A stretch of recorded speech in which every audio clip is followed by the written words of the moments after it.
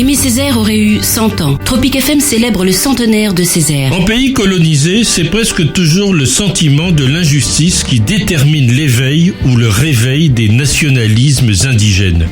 La libération marqua la fin de Tropic et l'entrée en politique de Césaire qui se présenta sur la liste communiste aux élections à Fort-de-France. Élu maire de la ville le 27 mai 1945, puis député en octobre, il adhéra au parti l'année suivante.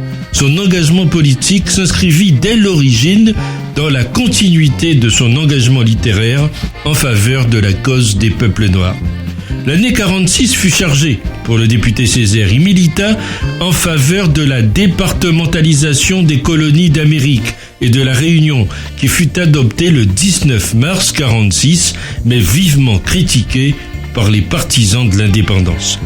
Fervent défenseur de la spécificité culturelle des peuples noirs, féroce pourfendeur de l'assimilation et de l'aliénation culturelle, il témoigna violemment dans ses écrits contre la domination coloniale indissociablement culturelle et politique. Pourtant, son action politique appuya la revendication du statut de citoyen français à part entière pour les colonisés des Antilles. Citons Césaire lui-même, c'est là le drame. Quand nous voulons nous assimiler, nous intégrer, vous nous rejetez, vous nous repoussez. Quand les populations coloniales veulent se libérer, vous les mitraillez.